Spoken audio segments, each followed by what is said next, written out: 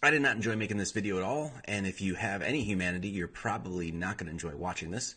But as my mother always used to tell me, sometimes there are things in life you have to do whether you like it or not. For me, this was one of them.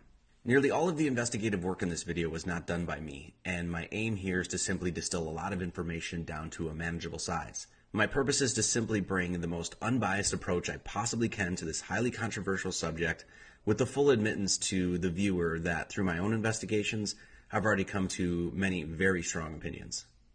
I tell this to everyone who enters into this investigation. Proceed with caution and hold your heart.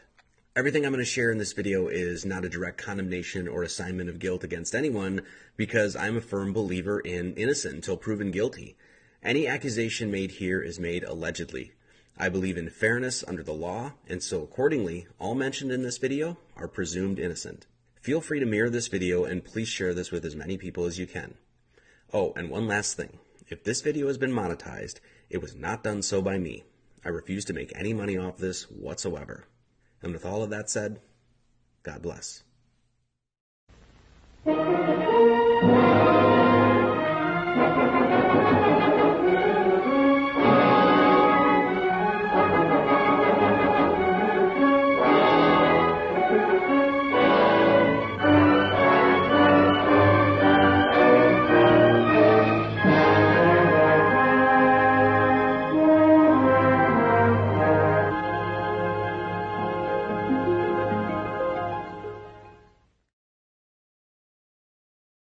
This is James Alefantis. Alefantis' establishment, Comet Ping Pong, gained worldwide attention when allegations that a pedophile ring was being operated, in part, out of this establishment. This investigation is now known as Pizzagate and is one of the first ever worldwide citizen investigations. James Alefantis is an entrepreneur, an avid art collector, and owns a few shops and restaurants in the Washington, D.C. area. Not only is he the proprietor of Comet Pizzeria and Ping Pong, Buck's Fishing and Camping, as well as several other establishments, but according to GQ magazine, James is the 49th most influential person in Washington, D.C. Comet Pizza has hosted many Democratic fundraisers and events, with one of those Democrats being Hillary Clinton herself. The Federal Election Commission reports that money was donated to James Alefantis and Comet Ping Pong by Hillary Clinton, amongst many others, and to top it off, even geopolitical major player George Soros, through his Soros American Bridge PAC, sent Alefantis nearly $22,000 at one point. Alefantis' ex-boyfriend is David Brock, an American political agent, author, and commentator who founded the liberal media watchdog group Media Matters for America. In late 2013, Brock founded Correct the Record, which was described by the New York Times as Hillary Clinton's own personal media watchdog. In short, both Brock and Alefantis were heavily involved in the Hillary Clinton campaign and have been major players working in the background of the Democratic Party for a very long time. Mr. Alefantis has, on record, visited the White House at least 5 times, and so it wouldn't be controversial to say that James is connected to some of the most important and influential people in Washington. In fact, here is a letter from Hillary Clinton thanking James for the dinner, cooking with the Fratelli Podesta, and here is another Instagram picture where James is photographing President Barack Obama at the White House playing a little ping pong with a young child.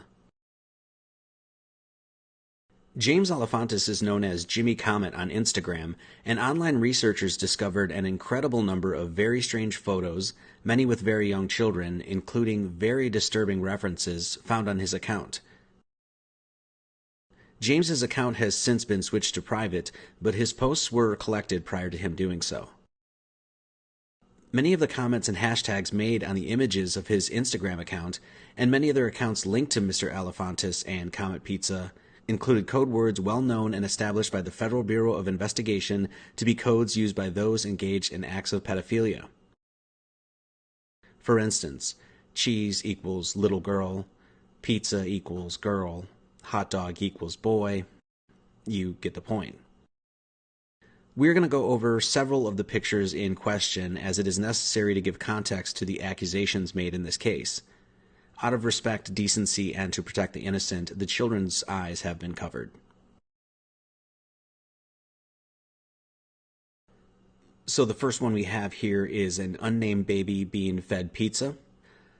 The comments say hashtag first pizza and another that says new Comet ad, as in a new ad for Comet Pizzeria. Here's another one, a picture of a German baby doll for sale, and the comments say way overpriced. Now, nothing too damning here. Maybe James is a doll collector. Let's move on. Here we find another unnamed baby with the most alarming hashtag of hotard, which is a slang for a hoe or whore and a retard, or someone that is mentally handicapped. Very strange to write such a thing on a picture of a baby. Here we have another unnamed baby drinking some milk, and notice the hashtag Karis James. We're going to be seeing a lot more of that as we move on. Here we have another hashtag of Karis James in reference to an entirely different child, and apparently Karis James loves to spend euros. It's just very odd seeing a child posing with money like this. Here's another unnamed baby in a shopping cart with the hashtag Karis James yet again, and I must mention the eyes of this girl in the picture are saggy and she looks really tired. Not sure who this child is and why she is in this basket and why she is being displayed on James's Instagram account. And yet another unnamed or unidentified girl with the hashtag I love chocolate cake. This next image shows a young girl in a beauty pageant, and she is highlighted saying, I just want my pizza, which when knowing the FBI codes means young girl, which is pretty disturbing. Now, one or two pictures of a few girls on an Instagram account isn't really a big deal, but when you get so many like this, it really starts to raise questions.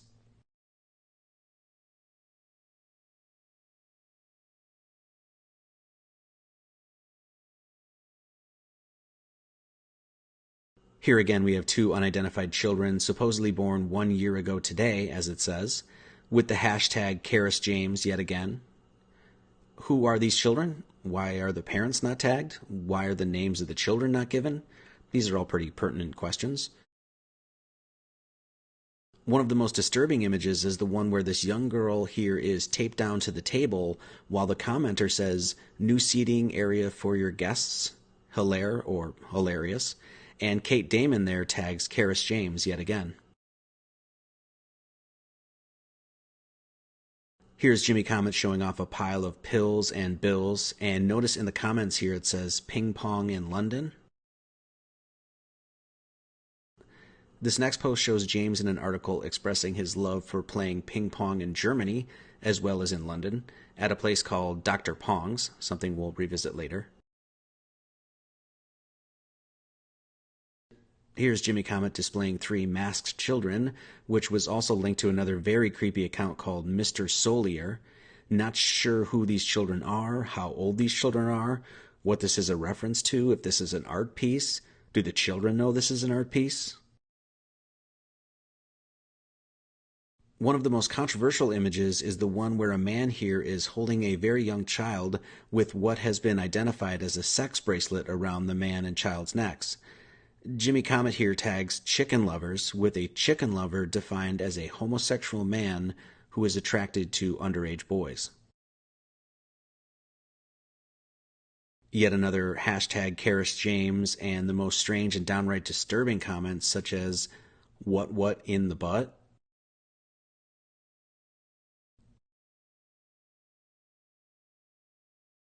In this next image here, we have a large refrigerated room, and the comments here are just flat out creepy. Just rinse it off when you're done, says one. Just a pile of money under a sheet, says another. Hashtag murder and hashtag kill room are all very alarming. What are these people referring to? Where is this room? Do these people visit it? And if so, what do they do there? The commenter working on my night cheese has a most interesting name for an Instagram account when taking into consideration what cheese means according to the FBI. Working on my night cheese also has a kill room at his artist studio, the Pajama Factory, and also has friends who are apparently familiar with the hashtag kill room. Here, working on my night cheese is welding together a cough-in table, or a coffin table, with that coffin just about fit for the size of a small child. And this image of the back of a van by Mr. Night Cheese is pretty interesting. You can see it seems to be reinforced in the back there, like there's a door or a metal cage or something. And the comment is illuminating. It's like concrete, but plywood, but concrete. What is going on here? What is this van used for? What does working on my night cheese do for a living? Here is working on my night cheese commenting on another Jimmy Comet post, asking if James is burying a body.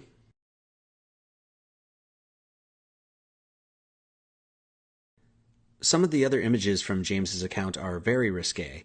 Here we have Comet Pizza being jokingly renamed as the Long Dong Pizza Shop. Someone tagging Comet Ping Pong here with two people giving oral pleasure on a giant slice of pizza. And here is another. And another. And another. In this post, we see the Teenage Mutant Ninja Turtles, and it says Democratic Party, Republican Party, and the box checked is Pizza Party. This post is quite disturbing in that the comments we find someone saying, "Whip me up a Haitian special, extra cheese," which once again, according to the FBI code words, would mean a young Haitian girl. So obviously there's something going on here that is a lot more lewd, lascivious, and downright perverse than what any reasonable person would believe should be going on at a children's pizzeria. We'll just leave it at that.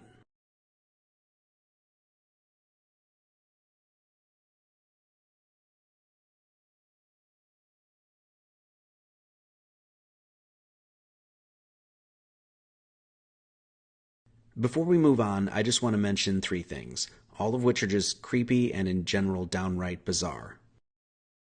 First, the name James Alefantis can basically be translated in French to mean "I like children."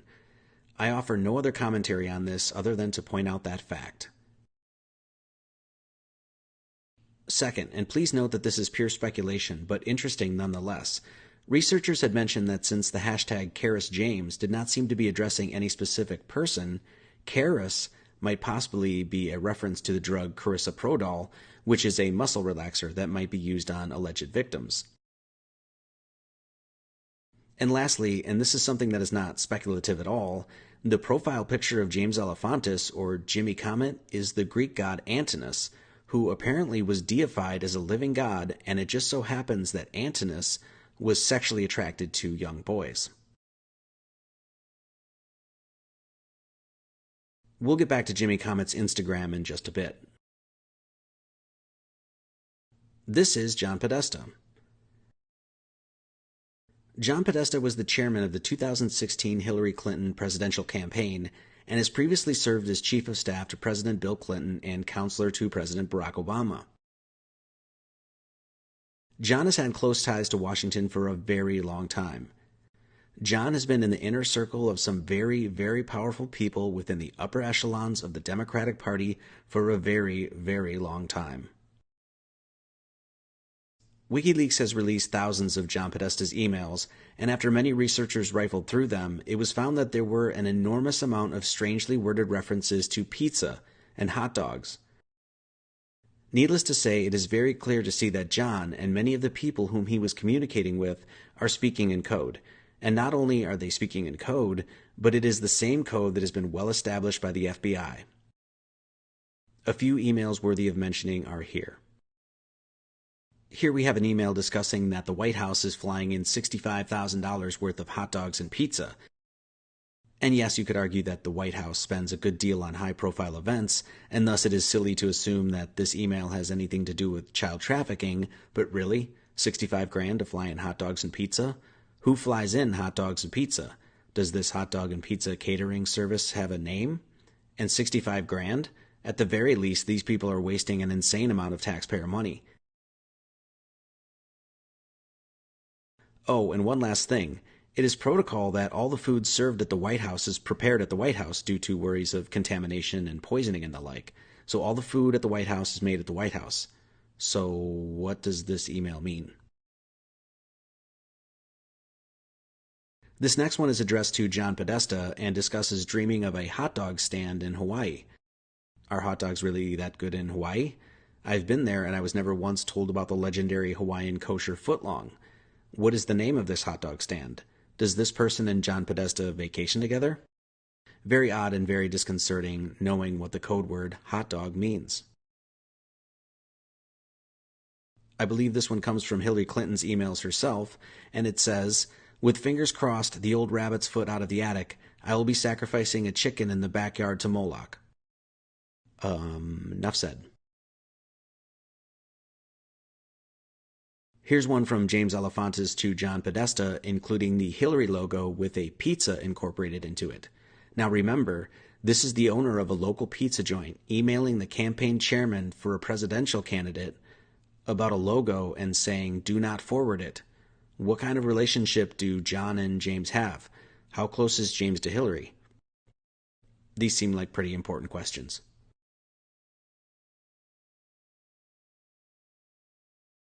Here's one. "I'm coming to town and I'm bringing walnuts." And another email here speaks of walnut sauce. Who writes emails to each other concerning walnuts? I guess maybe people that work at the Diamond Nuts Corporation or Planters Peanuts might, but politicians? All of this makes a whole lot of sense when you realize the FBI code walnuts means a young child of color. This email is very telling. The realtor found a handkerchief map that is pizza related. Why would anyone feel the need to write someone about a pizza-related map handkerchief? The FBI has also reported of a handkerchief code, with each color of handkerchief apparently having a specific meaning such as oral or anal sex. Even if you knew nothing of FBI codes, you don't need to be Inspector Gadget or Sherlock Holmes to clearly see that these people are speaking in code with one another. Should I play dominoes on pizza rather than pasta? This email is just downright strange. Why would anyone play dominoes on pizza or pasta, and why would they sound almost excited to do it? If we are to take seriously the code words and their meaning, then this email becomes unsettling and sick. This is John writing his brother Tony saying that he would love to get pizza for an hour. This email includes an image of a party, what apparently looks like Tony Podesta's house, someone we'll get to in just a bit, and someone emails a couple of pics saying they're capturing the spirit of the evening, and at the party they have a cutout of the Pope. Nothing too damning here other than the query of why would they have a picture of the Pope at the house. Email 1037 has an image that was shared by many different people, and the sender here says, "It doesn't get any better than this," and attached is a file simply called pizza. The attachment shows two Asian women biting into the crust of a slice of pizza with a little girl. So what, one might say? An attachment called pizza of people eating pizza? Where's the conspiracy? The only problem with this is that the people that have been confidently identified in this picture are Una Lee and Laura Ling, two reporters who were supposedly kidnapped after they were reporting on, you guessed it, child trafficking. This last one is just downright gross and in my opinion leaves little room for interpretation. Tamara Lozado is sharing her excitement about the reprise of our gang's visit to the farm in Lovettsville. We plan to heat the pool so a swim is a possibility. Bonnie will be transporting Ruby, Emerson, and Mauve, 11, 9, and 7, so you'll have some further entertainment, and they will be in that pool for sure. What kind of entertainment involves 3 young children and a grown man in a swimming pool? So yeah, you get the point. Even the most elementary mind can clearly see that there is something else being discussed here besides hot dogs and pizza and walnuts, and I have yet to find a single researcher to provide an honest and common sense explanation for these private exchanges. One quick thing before we move on. This painting was found in an image of the campaign office of Chairman John Podesta, and it shows 2 individuals holding dinner plates about to carve into and what looks like dine on a human being. In other words, this is a painting of cannibalism. Not sure what the artist is representing here, but this is very, very odd.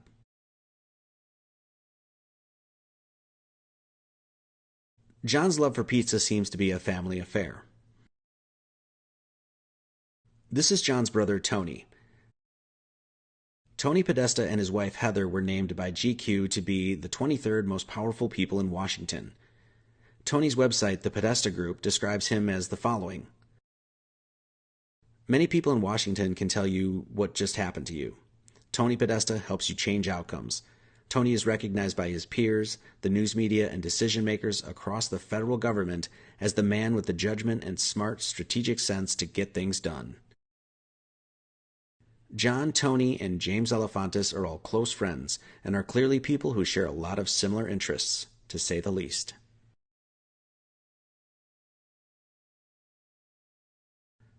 The Podesta brothers have been linked to the disappearance of a young girl named Madeleine McCann after many people online noticed the artist's sketches of Madeleine's supposed kidnappers are a dead ringer to the Podestas. Here are the police sketches overlaid with the pictures of the Podesta brothers.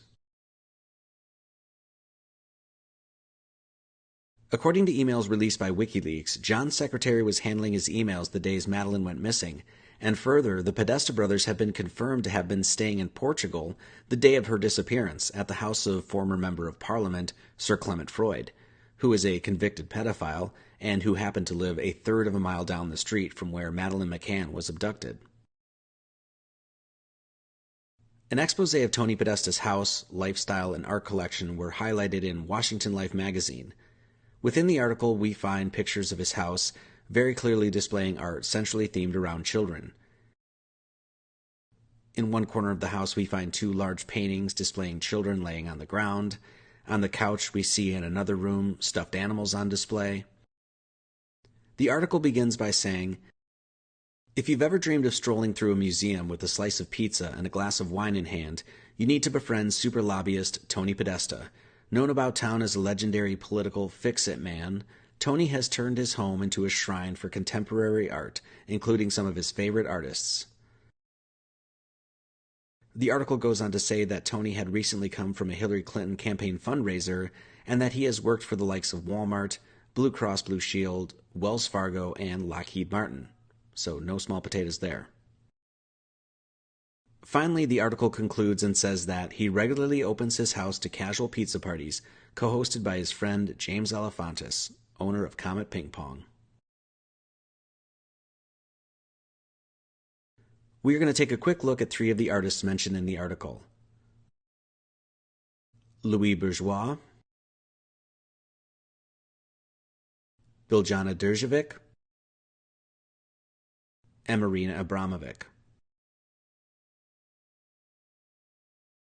Tony's first major art purchase, and one according to the article, the piece that is never taken down, is the 2,000-pound bronze statue by Louis Bourgeois called the Arch of Hysteria. According to the National Gallery of Canada, the Arch of Hysteria was created from Bourgeois' interest in the physical, emotional, and psychological aspects of pain and fear. The piece was inspired by neurologist Jean-Martin Charcot, a physician who sought to represent hysteria by documenting the performances of his female patients.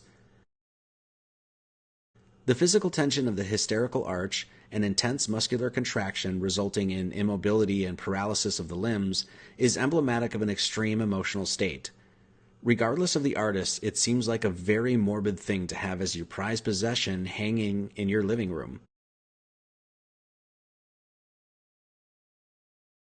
It's also been noted that the Arch of Hysteria seems to mimic the same position that the serial killer Jeffrey Dahmer would leave his decapitated victims in.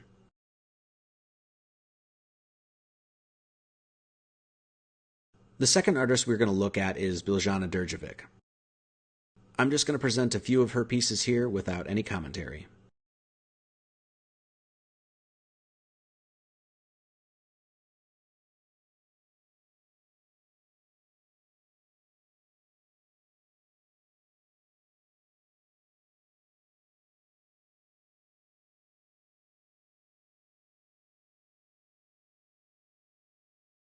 The last artist we wish to look at is Marina Abramovic. Marina gained fame during the run-up to the 2016 presidential election when it was revealed through the WikiLeaks emails that John Podesta, through his brother Tony, was invited to one of Marina's spirit cookings. Spirit cooking is a performance art where blood, semen, urine, and other bodily fluids are used to paint in a live painting performance. Marina is a well-known artist collaborating with the likes of Jay-Z and is close and personal with Lady Gaga.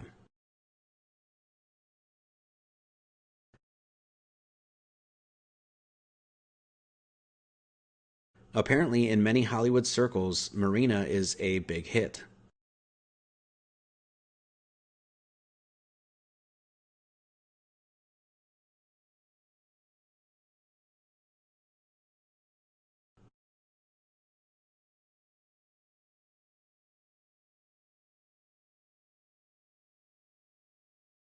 Now, this is all pretty alarming to say the least, but is there anything to really get up in arms about? I mean, let's be reasonable. This is just art. Art is defined as the expression of human creative skill and imagination producing works to be appreciated primarily for their beauty or emotional power. By your and my opinion, all of this may be creepy and repulsive, but nonetheless, it is just art. Well, Marina Abramovic was asked about the role of the occult in her art on a Reddit Q&A, and she replied this: "If you are doing occult magic in the context of an art or in a gallery, then it is art. If you are doing it in a different context, in spiritual circles or private house or on TV shows, then it is not art. The intention, the context, and what it is made defines what art is or not." As found in the WikiLeaks emails, even Hillary Clinton herself is invited to and apparently might occasionally attend these sort of spirit cookings. The fact that a presidential candidate and her campaign chairman are being invited by close personal friends to a cooking of these sorts is something I would assume that the voting public would probably like to know.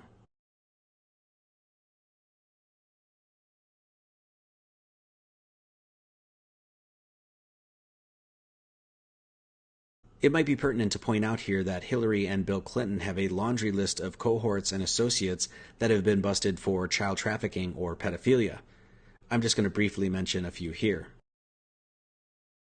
First, we have Laura Silsby, former director of the New Life Children's Refuge, was caught trying to steal 33 children.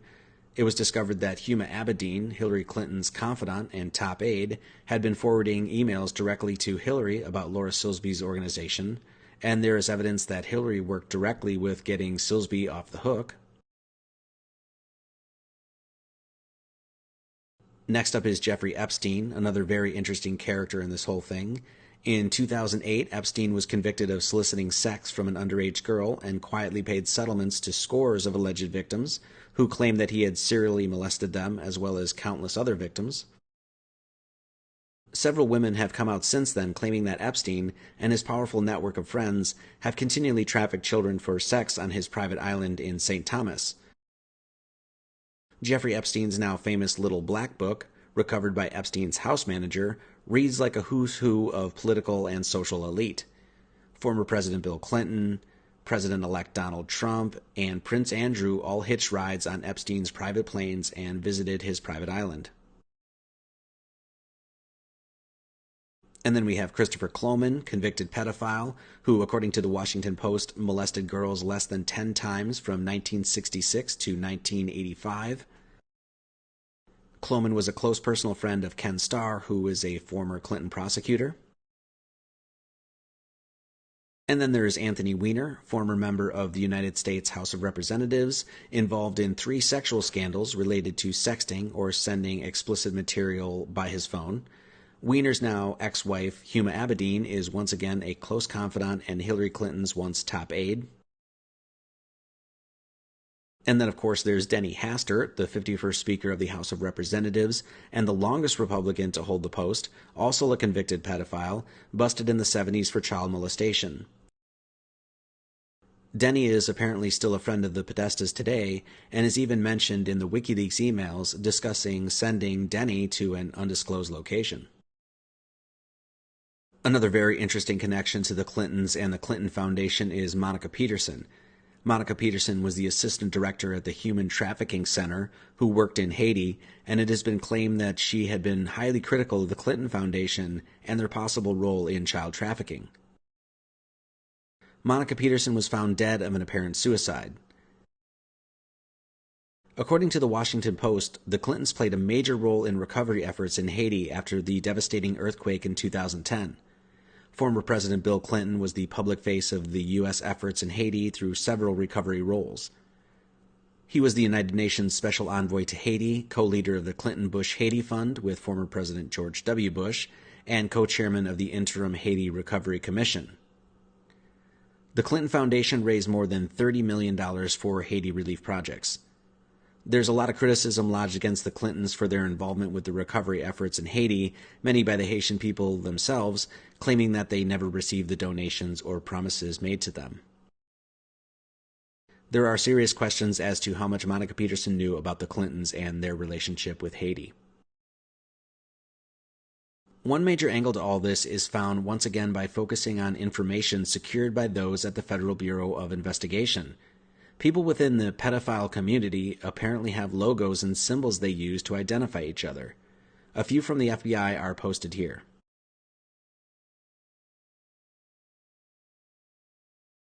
So as you can see, spiral triangle means boy lover, the heart within a heart means little girl lover, etc. Comet Ping Pong on their menu had a logo similar to the Child Lover logo. The words play, eat, drink are displayed inside the paddles, and this just so happens to be an acronym for PED, or pedophile for short. And what can only be more than coincidental, these logos are used in businesses surrounding Comet Ping Pong. Besta Pizza clearly was using a pedophile symbol in their logo till it was recently changed after the scandal broke.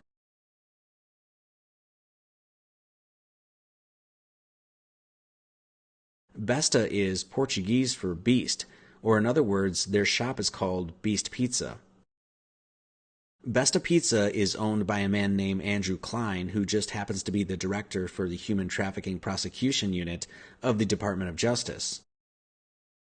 Just down the way is Politics and Prose, which is co-owned by Lisa Muscatine, who has been a Hillary Clinton supporter and speechwriter for over 20 years.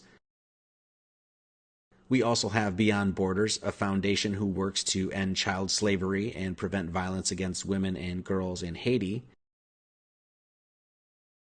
And 2 stores away from Beyond Borders is Terrasol Bistro and Artisan Gallery, which has displayed yet another FBI pedophile logo.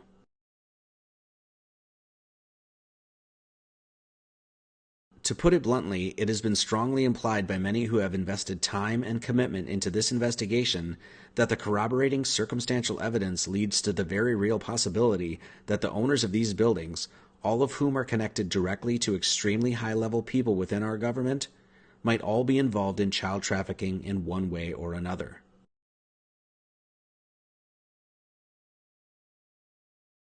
It also has been speculated, mainly through pictures from James Alefantis' Instagram account, that there may be tunnels connecting the buildings underground, and this is why we see him doing work in what appears to be at Comet Ping Pong. Though the location of this building isn't tagged in this picture, we can clearly see a ping pong table in the background, which leads us to believe that this image is probably taken at Comet Ping Pong. If James had substantial work done at Comet Ping Pong, to the best of my knowledge, he never obtained a permit from the city to do any of the renovations. It is no secret that there is a network of underground tunnels beneath the architecture of Washington, D.C.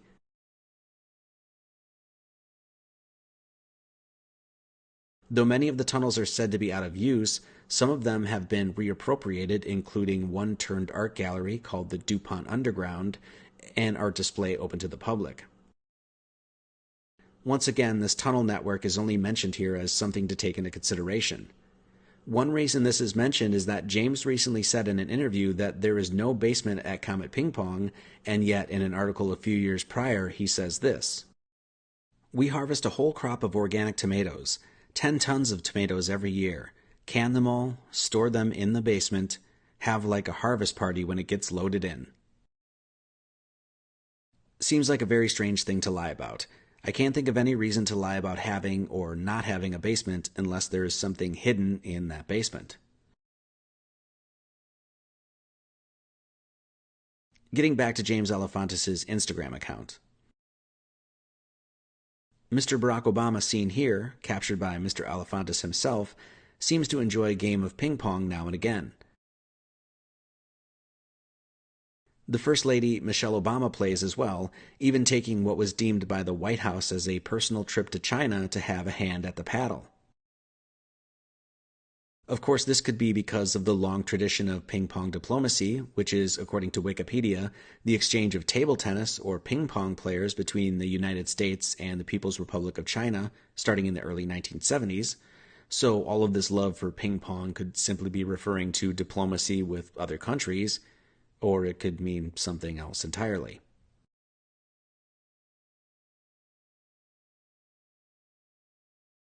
Joe Biden has the most disturbing thing on his own Instagram, giving the President of the United States, the leader of the free world, a children's friendship bracelet. One with a pizza on it.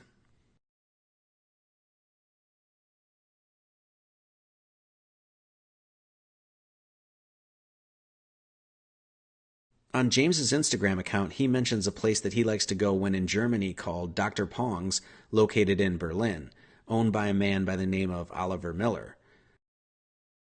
On Dr. Pong's website, we see a seedy, sort of underground dive bar looking ping pong place, obviously not geared towards children, whose website is extremely sketchy and weird to say the least.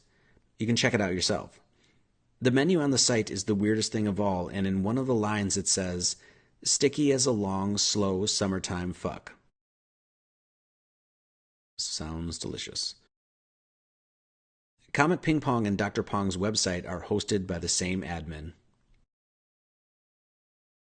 Apparently, the kind of ping pong James likes to play is enjoyed in London, Berlin, as well as in Washington, D.C.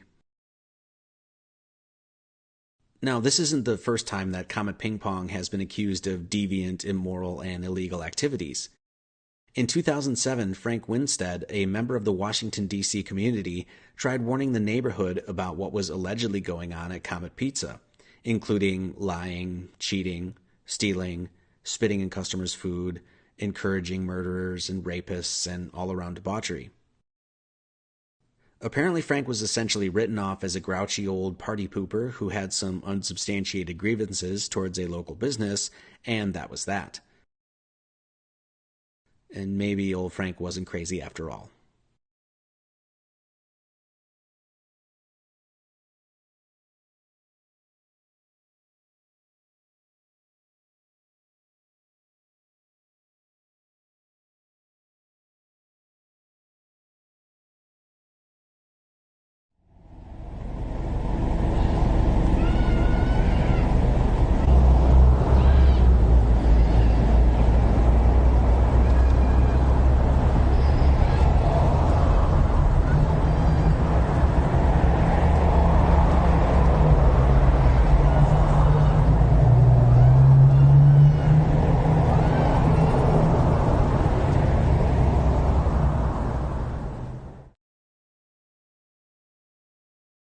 Comet Ping Pong is supposed to be, at least on the outset, a pizzeria aimed towards children, and it is open from 5 p.m. to 9:30 p.m., and then closed with parties often thrown in the back.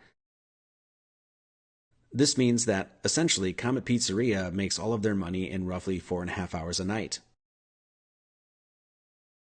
This is the bathroom located in Comet Ping Pong, and it shows a man here jerking himself off at a ping pong table. I ask you, does this look suitable for children? Apparently, since the scandal broke, most of the controversial art within Comet Pizza has been removed.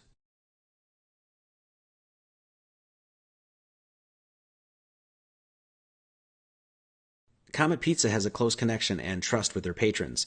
Here's a clip of the manager explaining Comet's relationship with its customers. The secret is it's an empowerment. An empowerment, by definition, is trust. So, I trust that the relationship that I have with the customers is one where they understand that I'm looking out for them, and in response, they look out for us. The posters for the bands that play at Comet Ping Pong are very edgy and rather lewd and perverse, to say the least. Here are just a few posters of some of the acts that have played at Comet.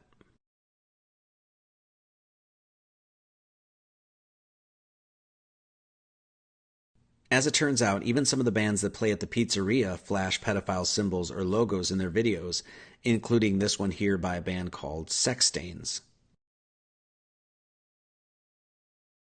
Now remember, this is a children's pizzeria. I can't imagine heading to Chuck E. Cheese's, where a kid can be a kid, and seeing a band called Sex Stains. The promoter for the bands at Comet Ping Pong is Sasha Lord. Sasha Lord previously worked as an outdoor facilitator at Hemlock Overlook, specializing in at-risk populations, volunteered with the Girl Scouts of Santiam Council, helping to facilitate Girl Scouts beyond bars, and she also worked for the Girl Scouts of the nation's capital, running an outreach Girl Scout troop at the Prince William County Juvenile Detention Center. So basically, Sasha Lord has worked with children a good portion of her adult life, and now she is recruited to be a scouting/talent agent for the back room of a seedy, very politically connected children's pizzeria? Seems reasonable. This video is of an artist named Majestic Ape, who also goes by Amanda Kleiman apparently, and has performed at Comet with her band Heavy Breathing. The video is of Sasha Lord's birthday party, and you can clearly hear Majestic Ape speaking casually about special pizza and discussing with the crowd the favors that Sasha provides. You can also hear in the crowd people laughing and casually speaking about pedophilia. It is the day of the birth of our Lord, Sasha Lord.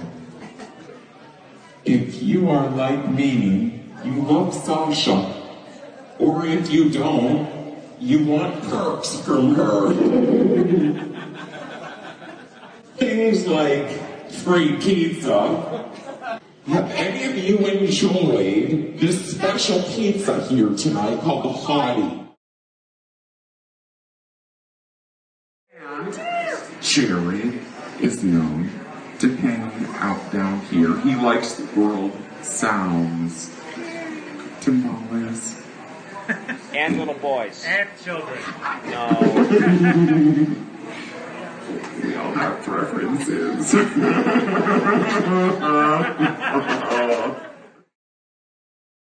Further, Majestic Ape has mentioned pedophilia in her videos casually. To say that all of Majestic Ape's so-called art is strange and perverse would be an understatement.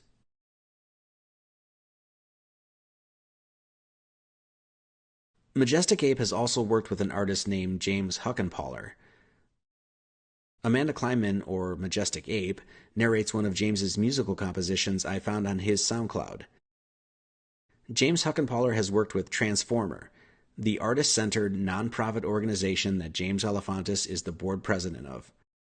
One of the many titles James Alefantis apparently holds.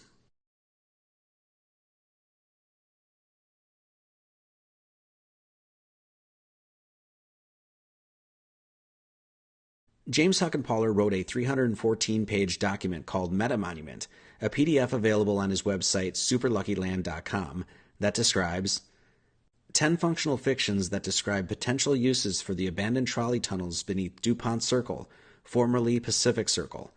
These dreams borrow liberally from cultural spaces in Berlin in an effort to address some of the fundamental challenges posed by the location. And on the last page of this work it says this: thanks to Oliver Miller, aka Dr. Pong, for hospitality in Berlin, and James Alefantis for patronage above and beyond. It just kind of makes you wonder what kind of hospitality and patronage these guys are offering. The scary thing about all of this is that when you start to dig through the endless material on this subject, following a lot of the leads, going down rabbit hole after rabbit hole, a picture becomes very clear. One showing that hiding beneath the world of high art and politics, there is a very devious circle of people engaged in this sort of illegal, wicked, and highly immoral behavior. When this story broke, countless researchers, myself included, scoured numerous accounts on Instagram and Twitter and Facebook and uncovered literally hundreds of people engaging one another using these code words, saying things cryptically and posting images related to such behavior. This is not a joke. Literally hundreds to thousands of people discussing this stuff openly. A Twitter account named @eclipse_OW was banned temporarily for releasing a massive Google Doc of 23,000 accounts, including over 500 with their exact geographical locations of people involved in an enormous child pedophile ring. It has recently come to light that this pedophilia is on YouTube as well, with literally, once again, thousands of accounts discussing this stuff openly, sharing videos of young girls spreading their legs, posing in very sexual or precarious positions, and the like. The comment sections of these videos are littered with perverse and sexually explicit comments about young children, and nothing is being done about it. I can't even show some of the videos here due to the fact that YouTube will probably take this video down, yet leave those accounts up. If you don't believe me, spend an hour or two and search for webcam video and peruse some of these seemingly randomly uploaded videos. From my own best approximations, there seems to be literally an entire subculture created around pedophilia and child trafficking. Conservative reporter Andrew Breitbart, founder of Breitbart.com, spoke of John Podesta and his supposed sex crimes in a tweet from 2011, where he said this: "How progressive guru John Podesta isn't a household name as a world-class underage sex slave op cover-upper defending unspeakable dregs escapes me." Andrew Breitbart dropped dead of a heart seizure in early 2012. Make no mistake about it, rampant pedophilia and child sex slave trafficking at the highest levels of society and government is something that people have been claiming and discussing for years. The Hollywood aspect of this whole scandal is pretty intense too, and it is a rabbit hole I will only briefly touch on here. The amount of celebrities, especially childhood actors and entertainers, that seem to be tied up in all of this is pretty damn alarming. Hollywood actor Elijah Wood, a household name, has come out and discussed openly that there is a pedophile ring happening within the underbelly of Hollywood and has been operating for years. Katy Perry has been known to have a fascination for pizza, even donning a pizza onesie, and Miley Cyrus has long been known to have some obscene obsession with pizza, as her entire Instagram account seems dedicated to this Italian food.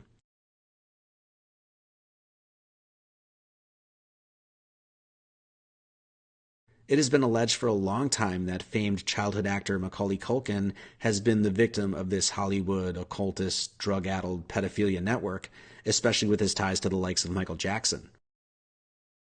Culkin now fronts an alt-rock art-pop band called the Pizza Underground, where the band plays covers of Velvet Underground songs, except changes the songs into pizza-related themes. Their debut music video, shown here, is quite disturbing.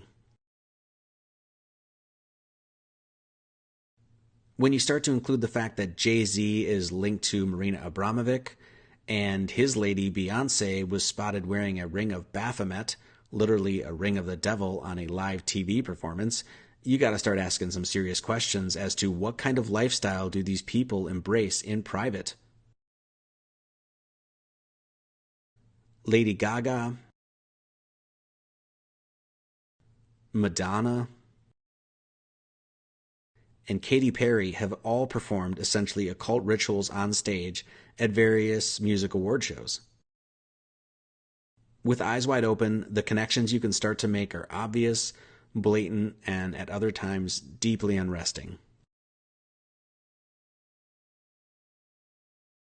I can only briefly mention here the government mind control program of MKUltra, the predecessor to the supposed Project Monarch program. Yes, the government, by their own admission, was literally experimenting on people with and without their knowledge for years, at least since 1950. This subject is a documentary in and of itself, but let's just say MKUltra and the government mind control programs undoubtedly play an enormous role in understanding this network of control. Though MKUltra on record was supposedly shut down, there is no getting around the fact that this stuff happened. I think it would be extremely naive to believe that the government, under some guise or veil, isn't continuing these types of programs today. Many of the so-called Hollywood stars and famous figures could very well be mind-controlled slaves, controlled by forces at work within the United States government.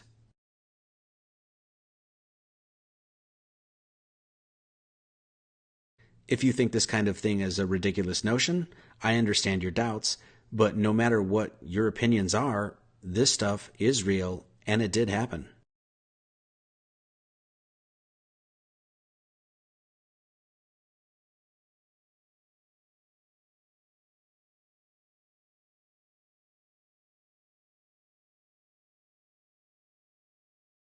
The fact is, accusations of a massive pedophile ring have happened many times before. The Australian government had a massive pedophile scandal, and there was an expose done on it on 60 Minutes, which, to the best of my knowledge, never aired in the United States. Numerous researchers have discussed England's own supposed scandals, with the claims that many within the celebrity culture, including cultural icon and BBC legend Jimmy Savile, are involved in sex, slave, murder, and child trafficking, amongst other things. We have the Franklin cover-up in the States, which is another very interesting case, in which it was claimed that the entire institute of government and the media itself colluded on covering up a pedophile ring, going so far as to call the FBI the orchestrator and architect of the child trafficking ring. Former President Senator John DeCamp was involved in the production of a documentary called A Conspiracy of Silence, which you can watch on YouTube. It was set to air on May 3, 1994 on the Discovery Channel, exposing a network of religious leaders and Washington politicians who flew children to Washington, D.C. for sex orgies. But right before the show was to air, an unknown congressman threatened the TV cable industry with restrictive legislation if the documentary was aired, and thus it never saw the light of day. And last but not least, we have the Hampstead cover-up. The Hampstead case was the most gruesome indictment of this sort of thing I have ever witnessed, with direct accounts from children who were victims of satanic ritual abuse. These children claimed kidnapping, torture, blood rituals, sex, murder, and even cannibalism. The Hampstead cover-up and the implications of it are prime examples of how many different times a child trafficking pedophile ring, a satanically based sex slave ring, has been brought to light by the children affected directly by such madness. I want to include the following audio from the Hampstead case of one of the children who gave a testimony and police confession discussing these actions in her own words. I encourage you to go online and listen to the testimony from these children and the retractions that these children gave, and decide for yourself if you think that these children were lying. Out of respect, I have not included the child's name or face to the alleged victim. I just want to say this once again to reiterate. These children retracted their testimonies, and the claim perpetrators were never charged with anything. Who's they? Who's they? The teachers, the parents, the staff. Every single teacher or specific teachers? No, the whole school does it. The whole school, and we got our own church too. Because they do that, because after as I said, we kill babies, we drink their blood, we eat them. Okay. But then after so the social services who are in it, they go to families, so the families can't afford, so they get a baby but they can't look after it or anything. They can't buy food, or they can't buy clothes, they can't look after it. So the families who sell their children, so the social services get them, they say they get them to a foster home, but they don't. Okay. So then because our dad, he forces me and to do it, but because we can't, we're not strong enough to cut the baby's head off, he does us to hold a knife, and he puts his hand at the top of our hand, and he helps us to cut the baby's head off, because he's learning, he's teaching me, and so when we're older, to do it to our own children and do this kind of stuff to our own children. Where is it this that happens? The church, in the kitchen in our church.